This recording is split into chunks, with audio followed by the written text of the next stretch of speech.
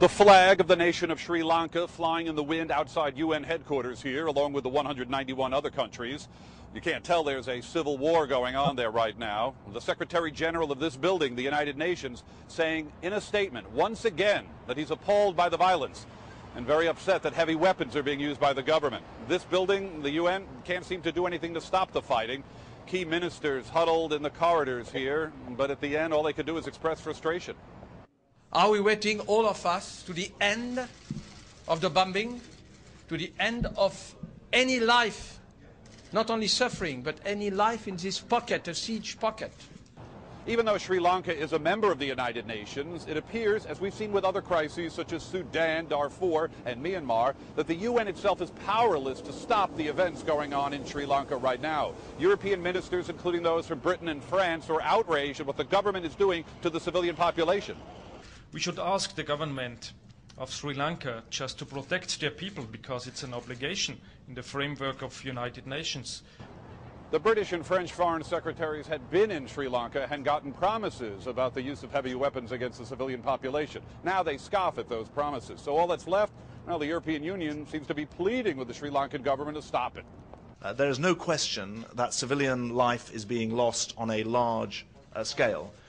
The thing is, the rebels, the LTTE, are accused of using human shields as hostages. They're not represented inside this building, so everything is focused on the government. The Russians, who are along with the Chinese and Vietnamese, don't want Sri Lanka on the formal agenda of the UN Security Council. They say that, yeah, the UN has promised to protect civilians, but look what's happening elsewhere. We are equally serious with respect to what happens to civilians in Sri Lanka. We are also serious with respect to what happens to civilians who quite frequently die in Afghanistan.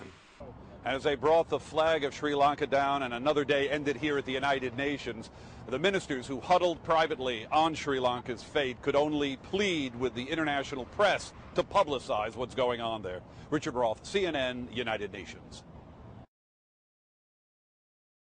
This report includes graphic content. Viewer discretion is advised. In Sri Lanka, there are new reports of violence against civilians. Now, the images and videos we're about to show you, they were provided by humanitarian workers, and CNN cannot independently verify their authenticity. An aid worker says nearly 400 people were killed by government shelling in what's supposed to be a no-fire zone. The Tamil rebels blame Sri Lanka's military, but the government says it's the rebels who are killing civilians. Now, the military says the Tamils are trying to gain international sympathy and force a ceasefire. Sri Lanka acknowledges its forces have now advanced into parts of the no-fire zone previously held by the rebels. As we mentioned earlier, an ITN news team was deported from Sri Lanka on Saturday. Channel 4's Nick Patton-Walsh was accused of tarnishing the image of government forces after a story on the alleged ill treatment of those held in internment camps. Channel 4 anchor spoke to Patton-Walsh from Bangkok and asked him what he's able to verify. And we must warn you, some of the images in this report are hard to watch. We're hearing one consistent report from the no-fire zone today, stemming from the doctors still working inside it. They say that at least 378 people have been killed in shelling since last night. Now, that's an incredibly high figure, and we're told that's just people who have died in the hospital itself.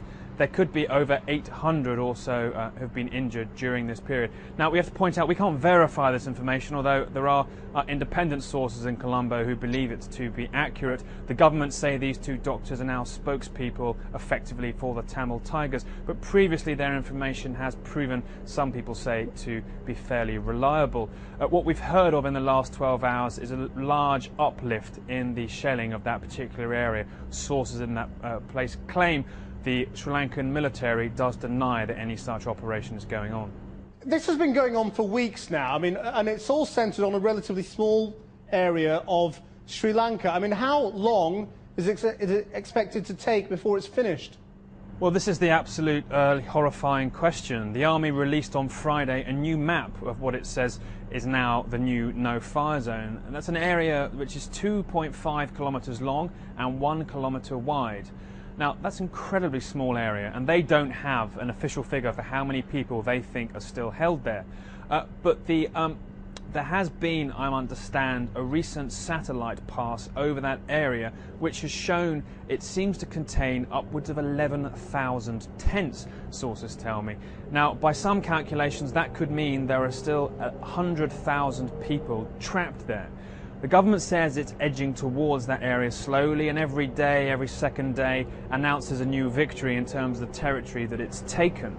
But what aid workers are saying they haven't seen is during the last 10 days an influx of escapees from that area in the many internment camps in Sri Lanka set up to contain them. Now, no one knows why that's happening, whether nobody's escaping or whether they're being held somewhere else.